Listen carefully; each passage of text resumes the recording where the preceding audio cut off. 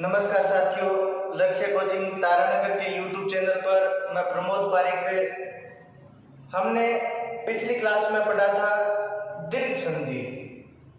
आज हम पढ़ेंगे यण और गुण संधि, दोनों पढ़ेंगे।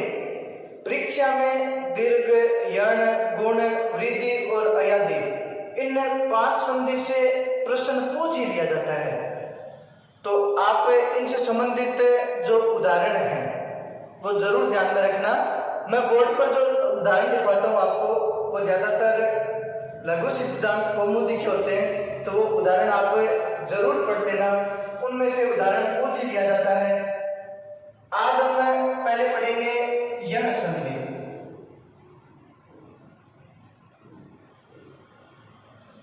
यण संधि की परिभाषा तो हमने पहले पढ़ी रखी है कि जब ई उरी लरी पहले भाग में आएंगे तो यण संधि हो जाएगी। अब आगे और इसकी परिभाषा को पढ़ें। यण संधि का सूत्र है इको यणची। यण संधि का सूत्र है इको यणची। इको यणची ये क्या करता है? इको एक प्रत्याय है, एक प्रत्याय है और इसमें 5 स्वर जो हमने मूल पढ़े थे उसमें से ए को छोड़ा था, शेष जो स्वर बचे थे ई उरी लरी, वही कौन से हो गए? इसमें इक प्रत्याय हो गए। इक प्रत्याय में ई उ री और लरी, ये 4 स्वर आते हैं। फिर उसके बाद यण। यण प्रत्याय में भी 4 स्वर आते हैं और यण प्रत्याय में आते हैं य, व, र और ल। इसके बाद अची। अची यानी अच, अच यानी स्वर हो गए। अची अच प्रत्याय है और अच प्रत्याय में आते हैं सभी स्वर, जो 9 स्वर हैं वो हो गए इसमें। यह सूत्र क्या करता है कि जब ई उरी लरी के बाद, यानी पहले बात हो गया ना, ये जब ई उरी लरी के बाद जब अच रहे, जब अच कौन सा रहे? अब ये देखें, जब ई के बाद ई आ जाएगा तब तो दोनों कौन से स्वर हो गए? समान स्वर हो गए। तो कौन से स्वर आने चाहिए इसमें? असमान। अच्छा है, और वो भी कौन से? असमान। अच्छा है, तो इस स्थिति में क्या होगा? ई के स्थान पर हो जाएगा य, उ के स्थान पर हो जाएगा व, री के स्थान पर हो जाएगा र और लरी के स्थान पर हो जाएगा ल। जब ई और लरी के बाद असमान अच्छा आएगा तो इस स्थिति में ई का य, उ का व, री का र और लरी का ल हो जाएगा। हम पढ़े उदाहरण। उदाहरण है शुद्धि धन उपास्य।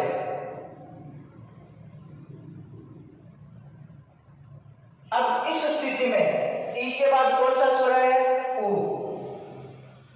ई के बाद उ स्वर है, तो ई के साथ उ असमान स्वर है। असमान है तो ई के स्थान पर हम क्या लिख देंगे? यह लिख देंगे। आपको परिभाषा में मैंने पहले भी बताया था कि हमें पहले सबसे पहले गणना करें तो पहले भाग पर होगी। पहले भाग पर करें तो ई उरी लरी पहले भाग में आ रहा है ना, तो यहाँ पर यण संधि हो गई, नहीं कि पहले दूसरे भाग पर गणना करनी है। तो ई आ गया तो ई के स्थान पर हम क्या लिखेंगे? यह लिखेंगे। तो सु, अब दै में से ई निकाले तो दै बचा आधा। अब ई के स्थान पर यह लिखा वो भी आधा है, परंतु उ जोड़ेंगे तो बन गया यू और फिर है पास्य। तो शुद्धि धन उपास्य का क्या बन गया? शुद्ध उपास्य बन गया। उदाहरण है मधु धन अरि। अब इस स्थिति में उ के बाद क्या है? तो उ के स्थान पर हम क्या लिखेंगे? वह लिखेंगे। तो शब्द क्या बन जाएगा? मध्वरी। मधु धन अरि का बन गया मध्वरी। उदाहरण आया धात्री धन अंश। अब इस स्थिति में री के बाद ए आ रहा है तो री के स्थान पर क्या लिख देंगे? रे लिखेंगे। अब यहाँ पर तय के साथ री जुड़ा हुआ है और री के स्थान पर हमने लिख दिया रे। अब तय के साथ रे जोड़ेंगे तो व्यंजन बन गए यहाँ पर त्रय। अब त्रय में जब ए जोड़ेंगे तो ए स्वर की मात्रा जोड़ देंगे साथ, तो धात्री धन अंश का क्या बन जाएगा? धात्रंश। उदाहरण है लरी धन आकृति।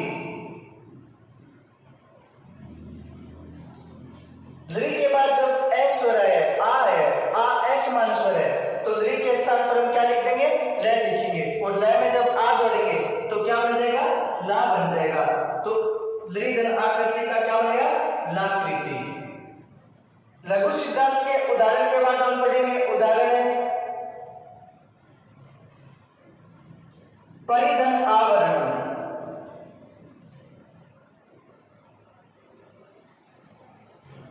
परिधन आवरण ई के बाद आ ए समान स्वर है, तो हम ई के स्थान पर क्या लिखेंगे? यह लिखेंगे। तो प रह गया आता, यह में आ जोड़ा तो या, और फिर लिख दिया हमने वर्णम। तो परिधन आवरणम का क्या बन गया? पर्यावरण। इस शब्द में देखें, जब रह के बाद यदि व्यंजन वर्ण हो और रह से पहले यदि स्वर वर्ण हो तो रह का ऊर्ध्वगमन हो जाता है, यानी रह आगे वाले वर्ण के ऊपर लिखा जाता है। ऊपर लिखेंगे तो आगे वाला वर्ण है या, इसके ऊपर लिख देंगे। तो उदाहरण बन गया पर्यावरण। ये भी सही है और ये भी सही है। परिधन आवरणम का क्या बन गया? पर्यावरण। उदाहरण है तनुधन अंगी। ऊ के बाद ए स्वर आ रहा है, तो ऊ के स्थान पर वह लिखेंगे। तो तय न आता, वह में ए स्वर जोड़ दिया, अनुस्वार होगी, तो तनुधन अंगी का क्या बन गया? तनु अंगी। उदाहरण है सुधन अल्पम।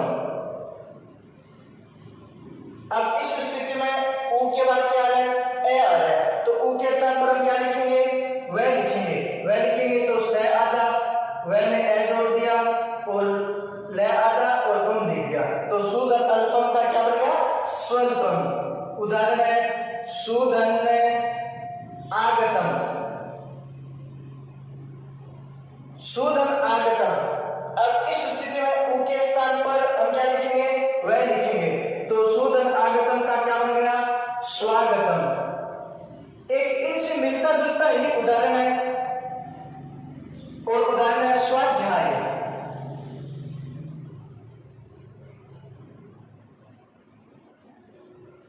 अब स्वाध्याय का संधि विच्छेद करेंगे तो क्या होगा? स्वाध्याय का संधि विच्छेद सुधन अध्याय नहीं होगा। ध्यान में रखना इस शब्द को। स्वाध्याय शब्द अब इन शब्दों से मिलता जुलता ही है, इस कारण है ना हम इस पर भ्रम पैदा नहीं करने कहीं कि इनके साथ ही रख लें। स्वाध्याय है, इसका संधि विच्छेद सुधन अध्याय करें तो शुद्ध शब्द निर्मित ही नहीं हो रहा। जैसे सुधन अध्याय करेंगे तो ऊ के स्थान पर हम क्या लिखेंगे? वह स आधा, वह में ए जोड़ेंगे तो वह आधा ध या और य। तो ये तो शब्द स्वाध्याय बना नहीं, स्वाध्याय बना है। तो स्वाध्याय का संधि विच्छेद होता है स्वधन अध्याय। स्वाध्याय का संधि विच्छेद क्या होता है? स्वधन अध्याय। और इसमें कौन सी संधि होती है? दीर्घ संधि होती है। स्वाध्याय में कौन सी संधि है? दीर्घ संधि। आगे चले हम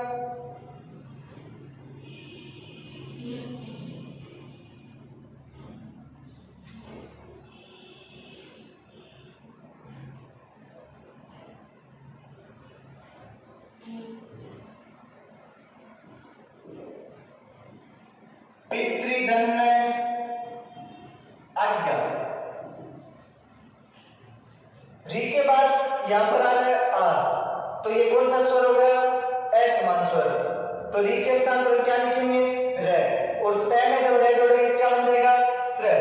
तो पितृधन आज्ञा का क्या बन जाएगा? पित्राज्ञा। मातृधन अंश। री के बाद ए समान स्वर है, तो री के स्थान पर हम लिखेंगे रे। तो तय में रे जोड़ा क्या बन गया? रे। तो मातृधन अंश का क्या बन गया? मात्रंश। उदाहरण आया मातृधन उपदेश। अब इस स्थिति में री के बाद ऊ है, तो री का क्या बन जाएगा? रे बन जाएगा। तो तय में रे जोड़े बन गया रे। मिलान करेंगे तो क्या हो गया? पितृधन उपदेश का पितृपदेश। उदाहरण है लरिधन आकार है। लरी के बाद आ समान स्वर है, तो लरी में आ जोड़ेंगे तो क्या बन जाएगा? लाकार है। लरी का लय बन गया तो लरी दल आकार है, का बन गया? लाकार है। तो यण संधि की परिभाषा क्या थी कि जब ई, उ, री और लरी ये जब चार स्वर पहले वाले भाग में आ रहे हैं, उसके बाद जब असमान स्वर है तो ई का हम यह लिखेंगे, उ का हम वह लिख देंगे, री का हम रह लिख देंगे और लरी का हम ल लिख देंगे। यण संधि में इतना ही कार्य है। यण संधि के बाद हम पढ़ेंगे गुण संधि।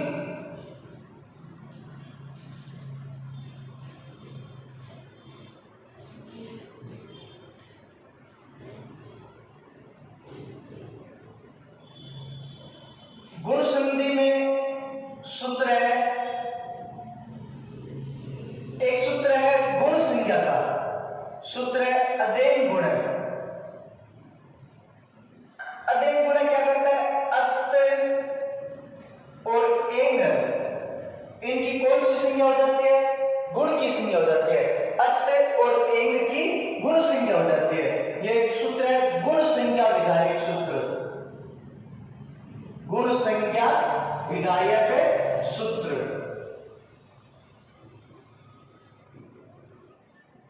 अदेन गुण गुण संज्ञा विधायक सूत्र है। ये क्या करता है? अत। अत यानी एक अस्वर है। हमने वर्ण भेद पढ़ा था कि वर्ण भेद कितने प्रकार के हैं। जैसे आपको पूछ ले कि अकार से कति भेदा, तो अकार के 18 भेद है। परंतु जब आपको पूछ ले अत के कितने भेद है? अत यानी ऋस्व है, तो ऋस्व की गणना तो पढ़ा था ना हमने, के 6 भेद है ऋस्व अत के।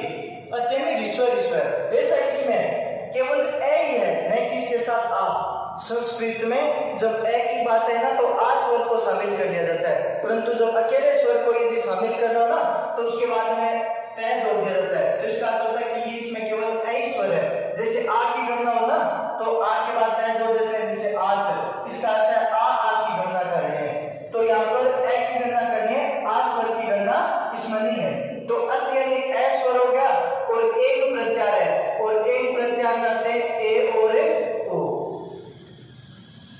ए ओ ये 3 वर्ण है। इन तीनों वर्णों को कौन सी संज्ञा दी जाती है? गुण संज्ञा की। तो इन ए ओ इन 3 वर्णों को गुण संज्ञक वर्ण भी कहा जाता है। इन 3 वर्णों को कौन से वर्ण कहा जाता है? गुण संज्ञक वर्ण।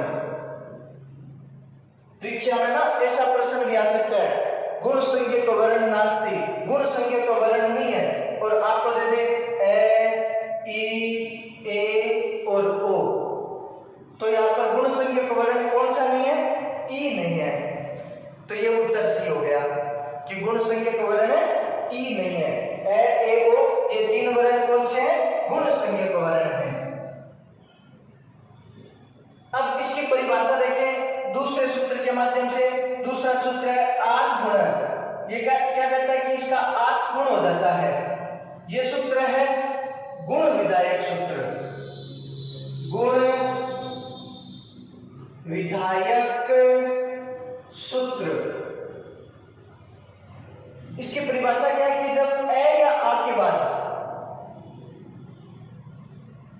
जब ए या के बाद ए स्वर था, आज में आ हो गया, तो जब ए या आ के बाद जब ऋस्व या दीर्घ ई आए, हमने इसकी परिभाषा पढ़ी थी ना, धन चिन्ह के बाद यदि ई, उ, री और लरी ले, तो कौन सी संधि हो जाती है? यहाँ पर गुण संधि हो जाती है। तो यहाँ पर ए या के बाद ई ऋस्व या दीर्घ रे, तो दोनों के स्थान पर क्या बन जाता है? ए बन जाता है। जब ए या आ के बाद ऋस्व उ या दीर्घ उ रहे, तो दोनों के स्थान पर क्या बन जाता है? ओ बन जाता है। जब ए या आ के बाद ऋस्व री या दीर्घ री गए, तो दोनों के स्थान पर क्या बन जाता है? अ बन जाता है। और जब ए या आ के बाद लरी आए, तो दोनों के स्थान पर क्या बन जाता है? अल बन जाता है। परिभाषा होगी कि जब ए या आ के बाद ऋस्व या दीर्घ ई आए तो ए बन जाएगा, ऋस्व उ या दीर्घ उ आएगा तो ओ बन जाएगा, ऋस्व री या दीर्घ री आएगा तो अर बन जाएगा,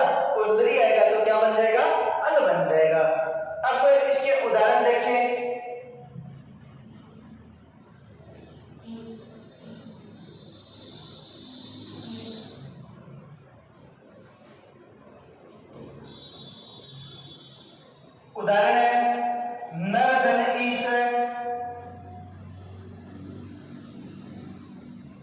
अब ए के बाद ईश्वर आ गया तो ए और ई दोनों का क्या बन जाएगा? ए बन जाएगा। तो न धन ईश का क्या बन जाएगा? नरेश। उदाहरण है सुर धन इंद्र। अब ए के साथ ई जोड़ेंगे तो दोनों का क्या बन जाएगा? ए बन जाएगा। तो सुर धन इंद्र का क्या बन जाएगा? सुरेंद्र। उदाहरण आया रमा धन ईश। अब आ के साथ यदि ई जोड़ेंगे तो भी क्या बन जाएगा? ए बन जाएगा। और रमा धन ईश का क्या बन जाएगा? रमेश। उदाहरण आया परम धन ईश। ए के साथ यदि ई जोड़ेंगे तो क्या बन जाएगा? ए बन जाएगा। तो परम धन ईश का परमेश। उदाहरण है इतर धन इतर। तो ए के साथ ई जोड़ेंगे क्या बन जाएगा? ए बन जाएगा। तो उदाहरण बन गया इतर धन इतर का इतरेतर।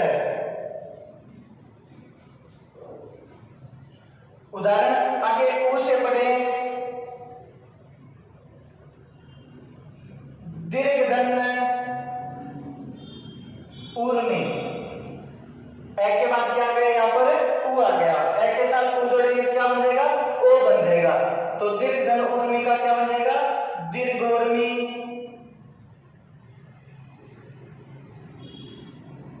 उदाहरण है सूर्य धन ऊर्जा।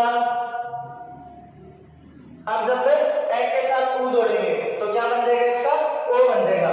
सूर्य धन ऊर्जा का बन गया सूर्योर्जा।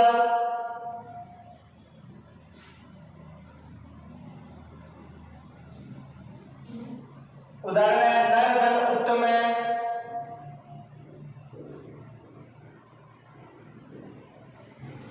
ए के साथ ओ जोड़ेंगे क्या बन जाएगा? ओ बन जाएगा। तो नर धन उत्तम का क्या बनेगा? नरोत्तम। उदाहरण आ गया सर्व धन उत्तम। अब सर्व में उत्तम जोड़ेंगे क्या बन जाएगा? सर्वोत्तम।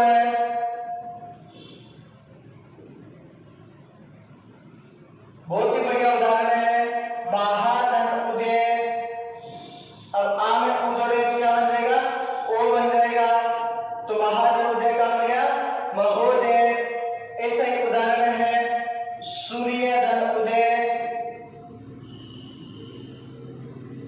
तो सूर्य धन उदय का क्या बन जाएगा? सूर्योदय।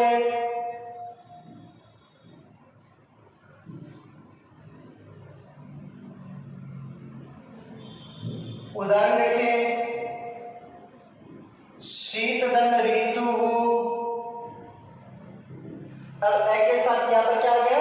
री आ गया। ए में जब री जोड़ेंगे क्या बन जाएगा? अर बन जाएगा। अर लिखेंगे तो सी तर और आगे था तू तो शब्द बन गया शीत धन ऋतु का शीत ऋतु। उदाहरण आया वर्षा धन ऋतु। अब इसमें वर्षा और एक शब्द आता है वर्ष। वर्ष धन ऋतु। अब ये भी परिभाषा और दोनों शब्द सार्थक हैं। वर्ष और ऋतु, वर्ष शब्द भी सही है, ऋतु भी सही है, परंतु यहाँ पर देखो ऋतु के साथ वर्ष शब्द सार्थक नहीं है, क्योंकि वर्ष कभी ऋतु नहीं होती। ऋतु क्या होती है? वर्षा होती है। तो जब आपके परीक्षा में ऐसा उदाहरण आ जाए, जैसे उदाहरण बनेगा आ में जब री जोड़ेंगे तो अ बनेगा, तो वर्षा धन ऋतु का बनेगा वर्ष ऋतु। वर्षा धन ऋतु का क्या बनेगा? अऋतु। जैसे उदाहरण था वर्षा धन ऋतु। अब इस स्थिति में यहाँ पर अंतिम स्वर है आ निकालिए तो ये बन गया स आधा आ, फिर री और आगे शब्द है तू। अब हम जब आ के साथ री जोड़ेंगे तो दोनों का क्या बन जाएगा? अड़ बन जाएगा।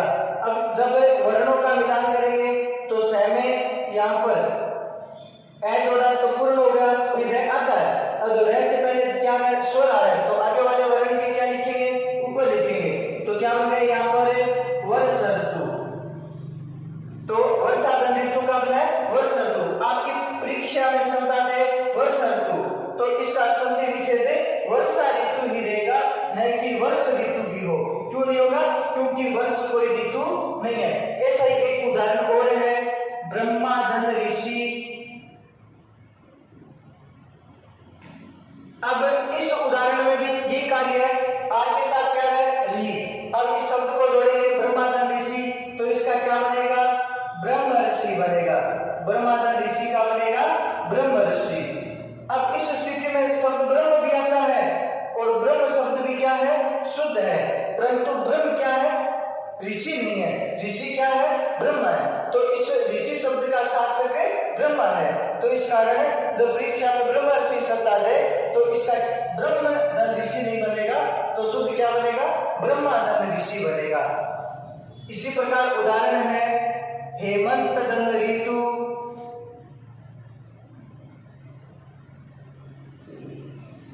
तो ए के साथ री जोड़ेंगे क्या बन जाएगा? अर बन जाएगा। तो उदाहरण क्या बनेगा? हेमंत ऋतु। बहुत ही बढ़िया उदाहरण है सप्तदन ऋषि। ए के साथ री जोड़ेंगे, तो ए के साथ री जोड़ने से क्या बन जाएगा? अर बन जाएगा। तो ए का अर बना, तो शब्दों का मिलान करेंगे तो यहां पर बन गया सप्तऋषि। ऐसा ही बहुत ही बढ़िया उदाहरण है महादन ऋषि। महादन ऋषि। आ के साथ जब री जोड़ेंगे, तो आ के साथ री जोड़ने से क्या बन जाएगा? अर बन जाएगा। तो उदाहरण क्या बनेगा? महादन ऋषि का महर्षि। महादन ऋषि का क्या बन जाएगा? महर्षि। अब ऋ के उदाहरण देखें। ऋ का उदाहरण है तव धन ऋकार है। अब ए के साथ ऋ जोड़ेंगे तो क्या बन जाएगा? अल बन जाएगा। तो उदाहरण क्या बनेगा? तवल कार्य। तव धन ऋकार का क्या बन जाएगा? तवल कार्य। उदाहरण आया मम धन ऋकार। अब ए के साथ जब ऋ जोड़ेंगे तो ए के साथ ऋ जोड़ने से क्या बन जाएगा? अल बन जाएगा। तो उदाहरण क्या बन जाएगा? ममल कार्य। तव धन ऋकार का तवल कार्य और मम धन ऋकार का क्या बन जाएगा? ममल कार्य। हमने पढ़ा है गुण संधि में कि जब ए या आ के बाद ई, उ, री और री स्वर आए तो ए या आ के साथ ऋस्व या दीर्घ ई जोड़ेंगे तो ए बन जाएगा। ए या आ के साथ ऋस्व या दीर्घ उ जोड़ेंगे तो ओ बन जाएगा। ए या आ के साथ ऋस्व या दीर्घ री जोड़ेंगे तो अर बन जाएगा। और ए या के साथ री जोड़ेंगे तो क्या बन जाएगा? अल बन जाएगा। फिर हमने उदाहरण पढ़े, इसमें एक तो उदाहरण स्वाध्याय वाला स्वधन अध्याय, इसमें कौन सी संधि होगी? दीर्घ संधि। इसके अलावा सुधन अल्पम का क्या बनेगा? स्वल्पम। सुधन में आगतम का क्या बनेगा? स्वागतम। ये अच्छे उदाहरण है। फिर हम देखें उदाहरण है सप्तधन ऋषि का क्या बनेगा? सप्तऋषि। ब्रह्मादन ऋषि का क्या बनेगा? ब्रह्म ऋषि। उदाहरण देखें महादन उदय का महोदय। उदाहरण देखें सर्वधन उत्तमय का सर्वोत्तम है। और उदाहरण देखें महादन ऋषि का क्या बनेगा? महर्षि। ये अच्छे उदाहरण है और इनसे संबंधित और भी आप उदाहरण देखना। कोई आपको उदाहरण अलग अलग है, उसका यदि आपको संधि विच्छेद या संधि शब्द समझ में नहीं है तो आप निश्चित ही पूछ सकते हो। इस संधि में दीर्घ संधि हो गई, यण और गुण संधि में इतना ही कार्य है। आज की क्लास में इतना ही। धन्यवाद।